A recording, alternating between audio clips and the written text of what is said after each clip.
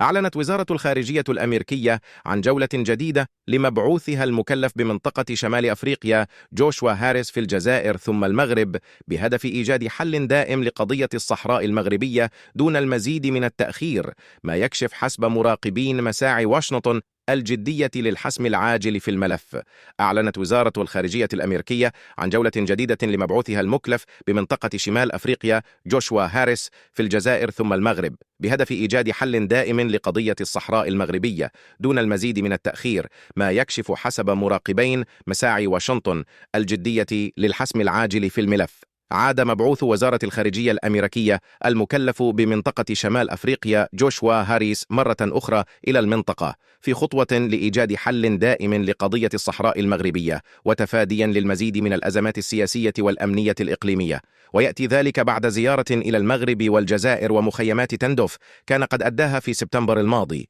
حيث التقى وزير الخارجية الجزائري أحمد عطاف وبعده بوزير خارجية المملكة المغربية ناصر بوريطة، وأخبر خلالها قادة جبهة بوليساريو الانفصالية أن استفتاء تقرير المصير أو الانفصال عن المغرب مطلب غير واقعي، الأمر الذي أكدته الجبهة الانفصالية بخطاب احتجاج وجهته للأمين العام للأمم المتحدة أنطونيو غوتيريش. وأعلن قسم شؤون الشرق الأدنى في الإدارة الأمريكية أن مساعد وزير الخارجية وصل إلى الجزائر للشروع في جولة مشاورات معها ثم مع المغرب حول تعزيز السلم الإقليمي وتكثيف المسار السياسي للأمم المتحدة بشأن ملف الصحراء، بهدف الوصول إلى حل دائم وكريم دون المزيد من التأخير. ويؤكد اختيار هاريس للجزائر في بداية جولته الجديدة لبحث ملف الصحراء المغربية على دور هذا البلد في إدامة النزاع المفتعل برعاية بوليساريو وتقديم الدعم لها، فضلا عن كونه إشارة أمريكية إلى مسؤولية الجزائر